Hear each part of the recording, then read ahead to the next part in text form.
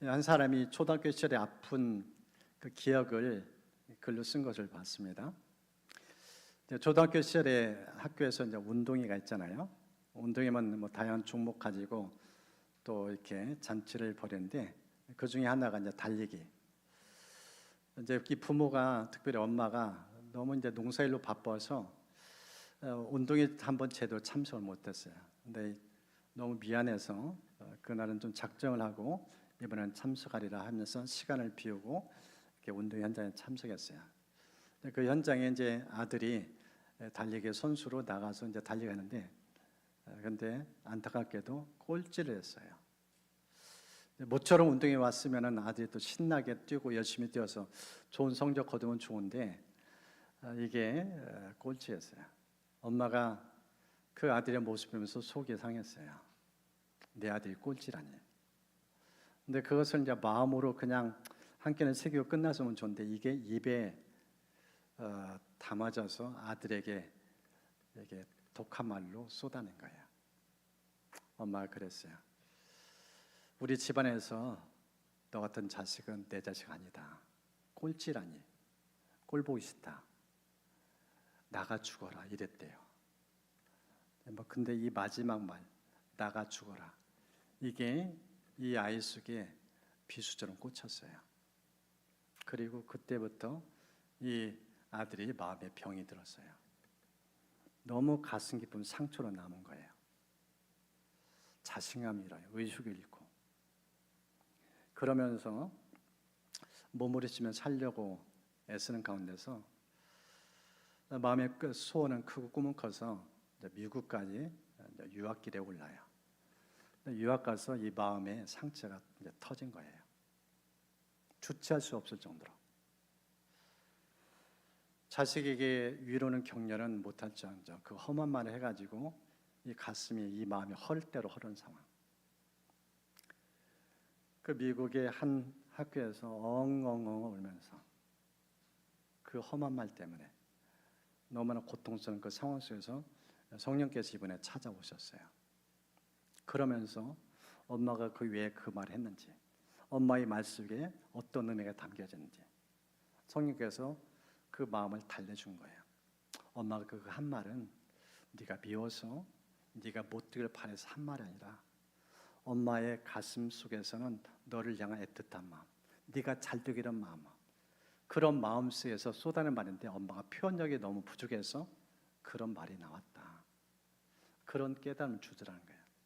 그래서 엄마가 이해되고 엄마가 용서되고, 그래서 그 마음을 가지고 엄마에게 편지를 썼어요. 그리고 편지가 엄마에게 도착했어요. 그 엄마가 편지를 받아보면서 엉엉 운 거예요. 자기는 다 잊었는데 내 아들이 초등학교에서 그런 말에 상처를 입고 이렇게 오랫동안 힘들었구나. 그러면서 엄마가 미안하다, 용서해다오. 그러면서 그 마음을 엄마가 글을 쓸 줄 모르니까 이모가 옆에서 그 엄마의 마음을 받아 쓰고 그걸 편지로 보냈어요. 그 편지를 아들이 받아보고 다시 한번 엉엉 울어요. 그러면서 그 마음의 상처가 치유되는 그런 글을 읽었습니다. 참 가정 속에 우리 중창단에 부른 찬양처럼 참 천국의 모습이 있어야 하는데 생각보다 그러지 못한 가정이 많아요. 지옥 같은 가정. 왜 우리 집안에는 이렇게 슬픔이, 고통이, 눈물이, 아픔이 많은가? 그런 가정이 한둘이 아닙니다. 오늘 이 본문을 보면은 가정의 아픔을 우리에게 소개하고 있습니다. 상처 입지 않은 가정이 없어요. 그래서 오늘 이 본문을 통해서 이 가정에 대한 우리 가정에 좀 치유의 손길이 왜 필요한가? 이 본문에서 좀 말씀을 함께 나누려고 합니다. 오늘 이 본문을 보면은 가정의 치유의 손길이 필요한 이유가 몇 가지가 나옵니다. 그 첫 번째가요, 우리 가정 속의 아픔, 그 고통, 상처가 너무 많다는 거예요. 그것을 보여줍니다. 여러분 오늘 본문을 이제 보십시오. 46절. 예수께서 다시 갈릴리 가나에 이르시니 전에 물로 포도주를 만든 곳이라 왕이 신하가 있어 그의 아들이 가버나움에서 병 들었더니. 지금 이 갈릴리 가나에 멀리 가버나움에서 왕이 신하가 예수님 만나러 왔어요. 이 가버나움에서 갈릴리 가나까지 거리는 34km. 오늘처럼 교통편이 원하는 상황이 아니에요. 이제 그런 가운데서 이 먼 길을 달려온 거예요. 왜 달려오는가? 지금 이 본문을 보니까 병들었다. 그런데 47절을 보니까 이 병의 상태가 위중해요. 거의 죽게 되었다고 표현하고 있어요. 가만두면 이 아들 잃어요.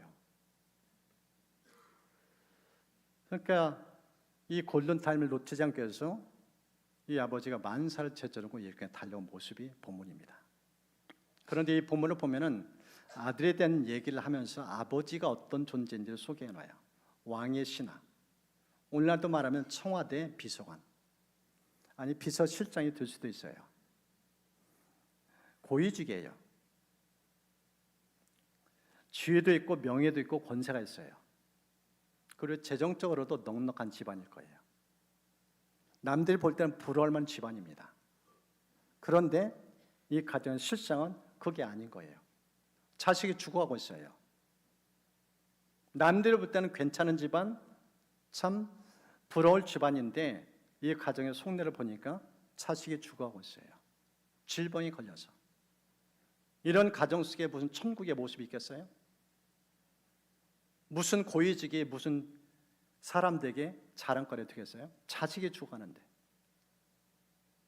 이 본문을 통해서 보여주는 한 단면입니다. 어느 가정치고 아픔이 없는 가정이 없다는 거예요. 남들 볼 땐 괜찮은 집안 같아요. 부러울 만한 집안 같아요. 저런 가정 속에 나도 태어나고 싶다. 이런 가정의 모습이에요. 모든 게 갖춰진 집안이에요. 그런데 실상은 아픔이 있어요. 고통이 있어요. 그것도 중병이에요. 자식이 이럴 위기. 이게 남 얘기가 아니라는 거예요. 어느 가정치고 편한 집안 별로 없다는 거예요.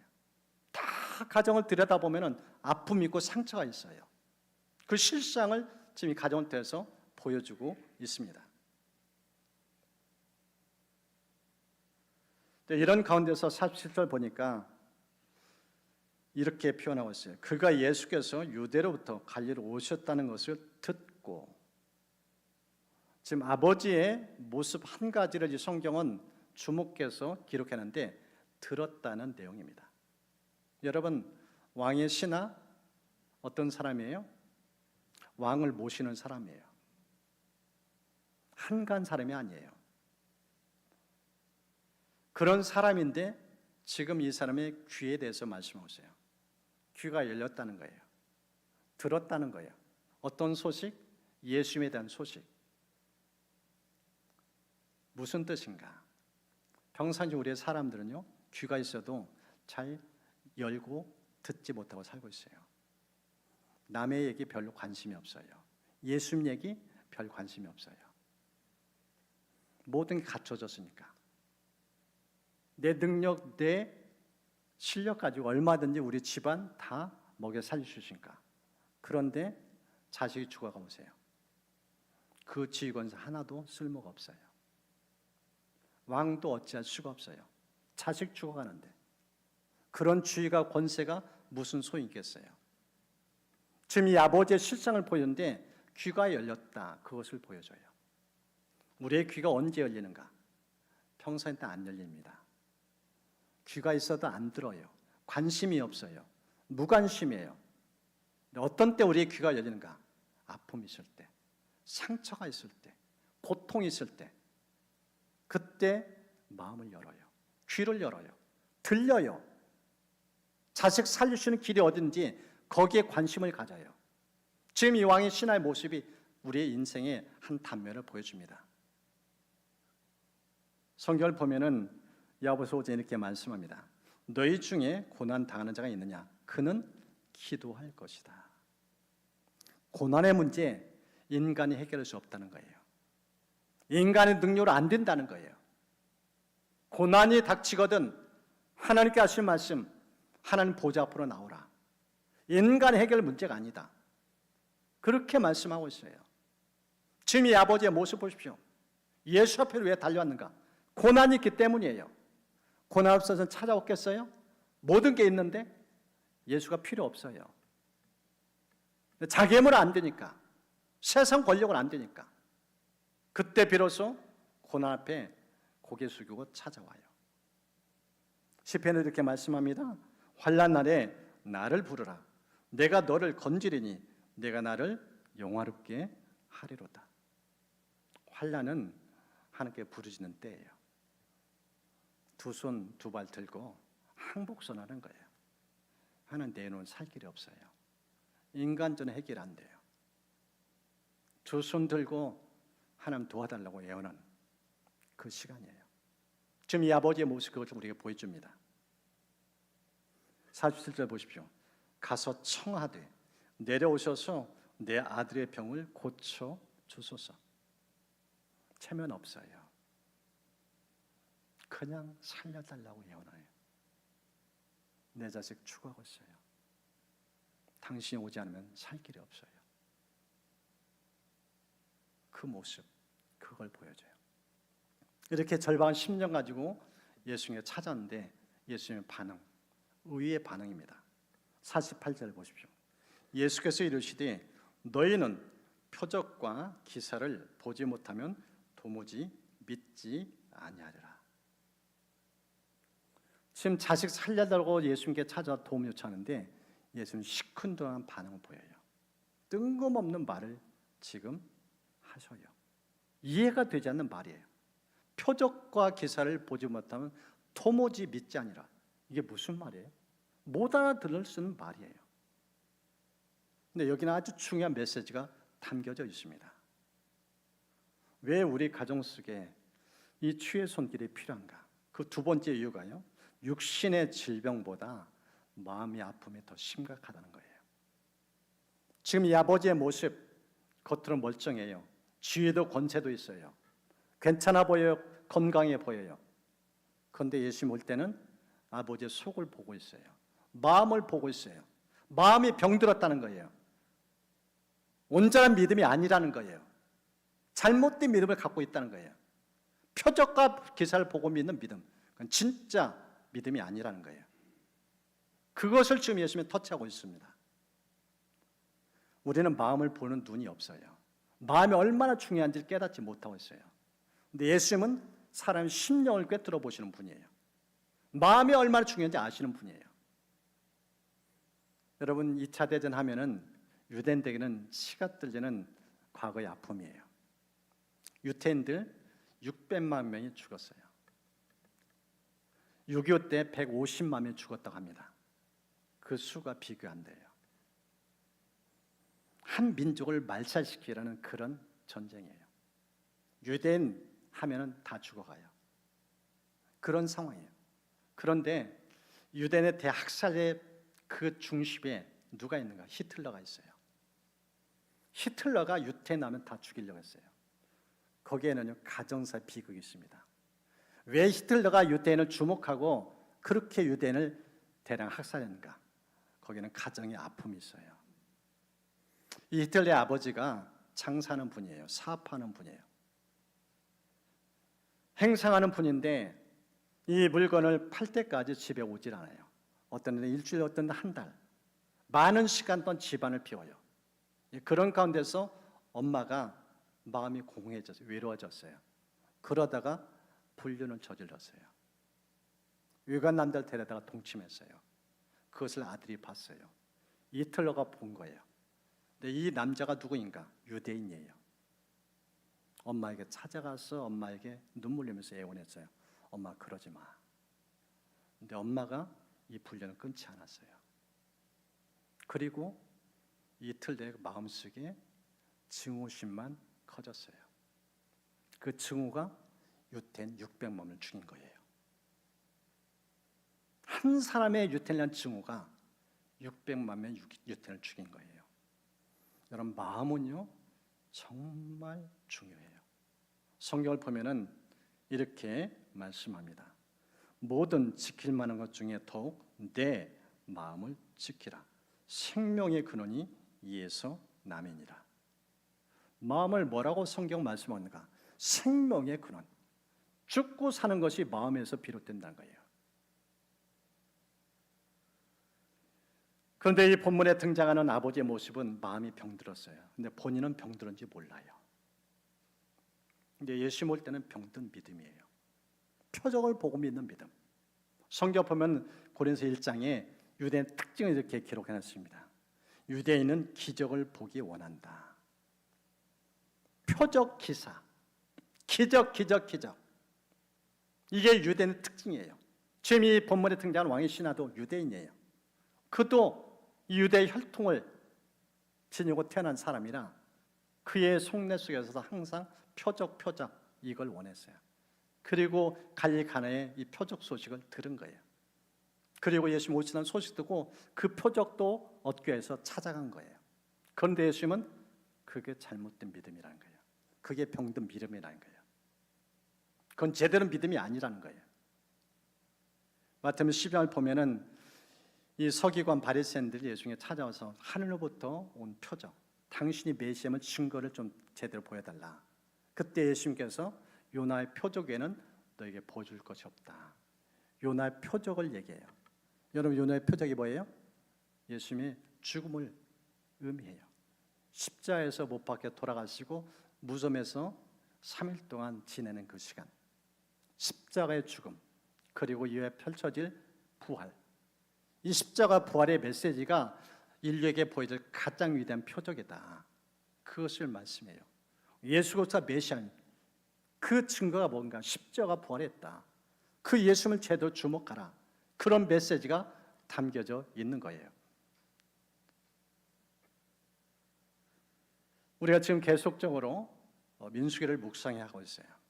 이제 가정에 들여라 지금 이제 요한복음 말씀을 같이 나누고 있는데 이 민수기를 우리가 계속 보면서 느끼는 바가 뭔가? 유대인들, 이스라엘 백성들 출애굽한 이후에 광야 40년 길 걸었는데 이 광야 여정은 인간 영혼은 살 소망이 없는 상황이에요. 인간의 노력으로 농사지어서 날마다 식량 구할 수 있는 여건 환경이 못 돼요. 농사를 지을 수가 없어요. 그런데 하늘에서 매일마다 하나님께서 만나 메추라를 공급하셔요. 그걸 먹고 살아가요.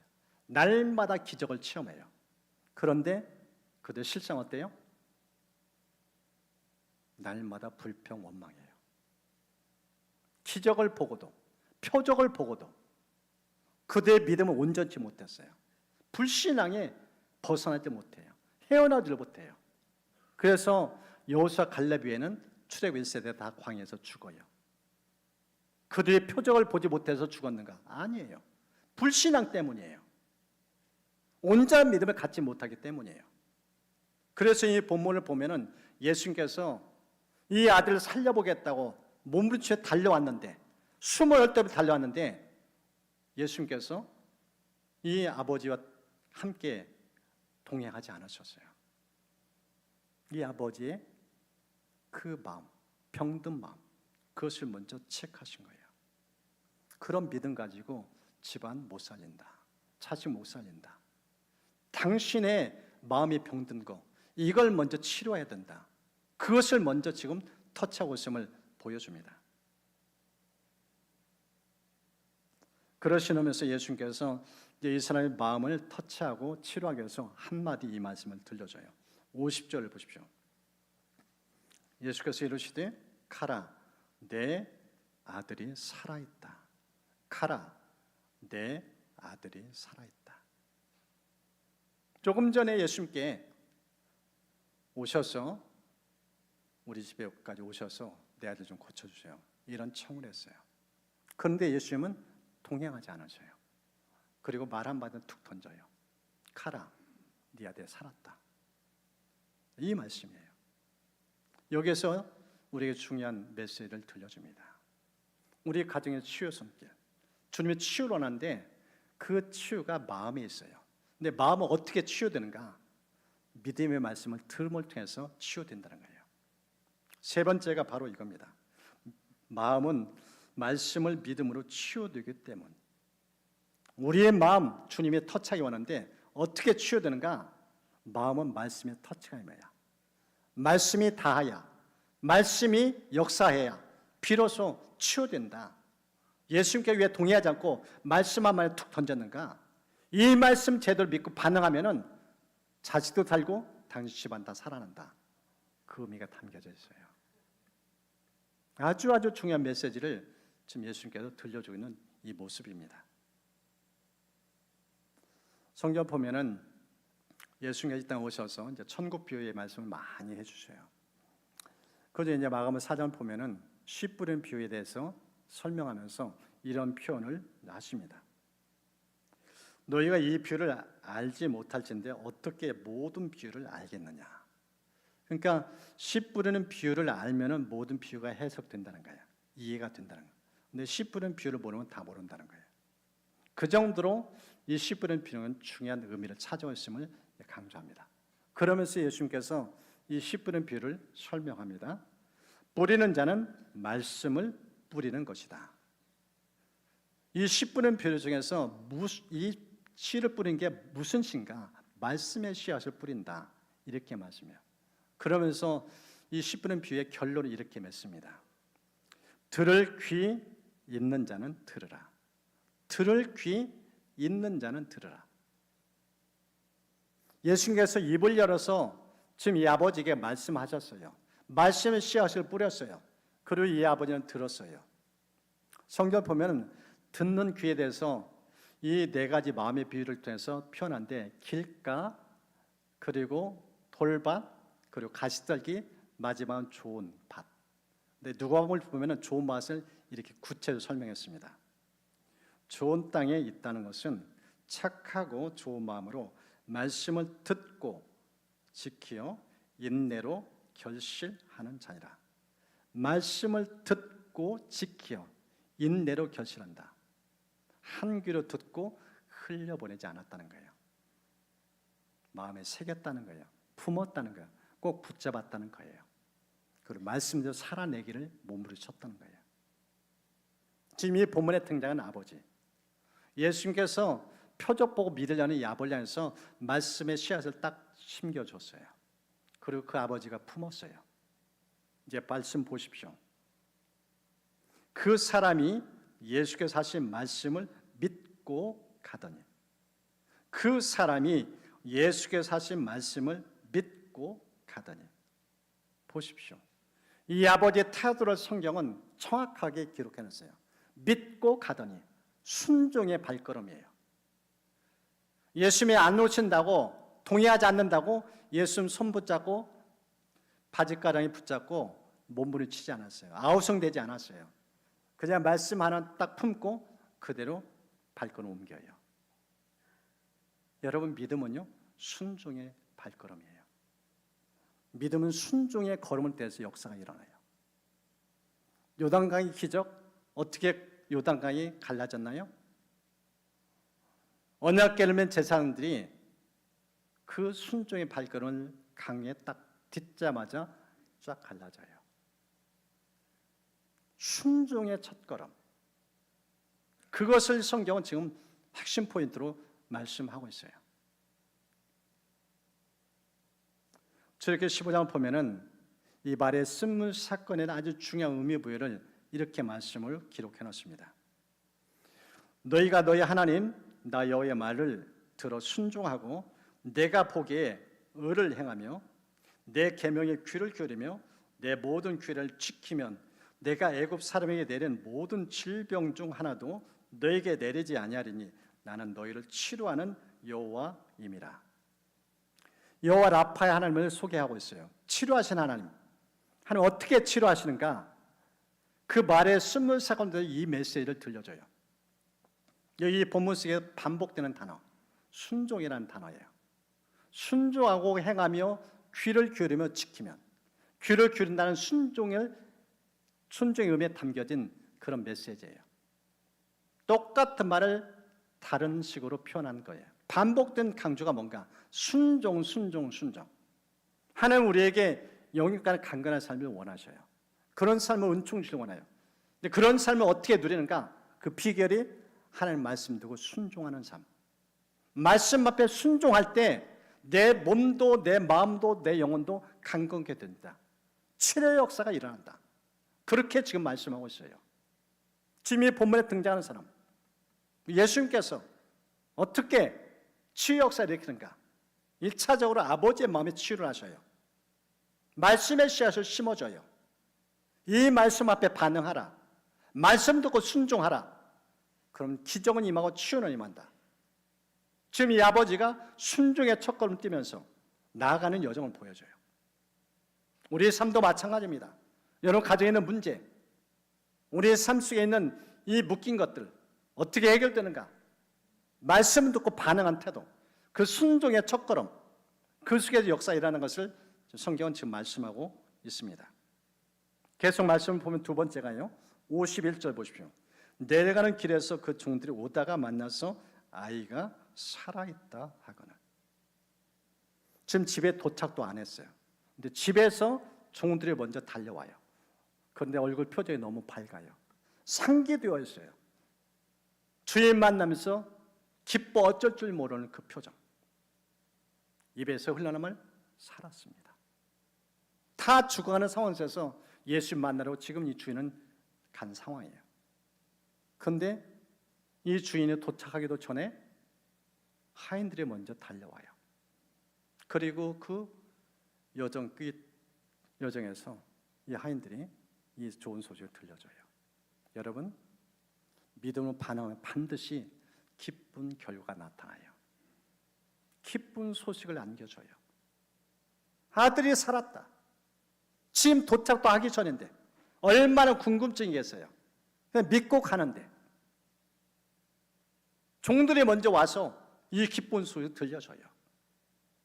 저는 믿음의 반응은요, 반드시 좋은 소식을 안겨줍니다. 여러분 삶 속에 이런 역사를 축복합니다. 문제를 갖고 왔는데 예배 시간에 말씀을 들으면서 말씀 앞에 반응이 이 정도 중요하구나. 그 말씀을 마음에 품는 순간 하나님의 역사는 일어나요. 기적은 임하고요. 기쁨의 소식을 하나님께 예배해 놓으셨어요. 지금 그것을 우리에게 보여줍니다. 연이어서 51절 보십시오. 그 낮게 시작한 때를 물은즉 어제 7시에 열기가 떨어졌나이다. 정확한 시점을 써놔요. 믿음 보신가? 뜬 구름 잡는 게 아니란가? 반드시 증거물로 우리에게 나타난다는 거예요. 어제 7시에 열기가 떨어졌습니다. 그 고침받은 시간을 물어봤는데 정확한 타이밍을 설명해줘요. 근데 그 타이밍이 언제인가? 예수님이 그 말씀을 듣고 믿음의 첫걸음 뗀 순간. 이게 믿음이에요. 하나님 중심을 보셔요. 지금 여러분 말씀을 듣는 것 같아도 믿음은 듣는가 그냥 건성 듣는가 다 보고 계셔요. 믿음을 들으면 이 시간 역사가 일어나요. 건성을 들으면 그냥 흘러가요. 말씀 앞에 어떤 반응 보이는가?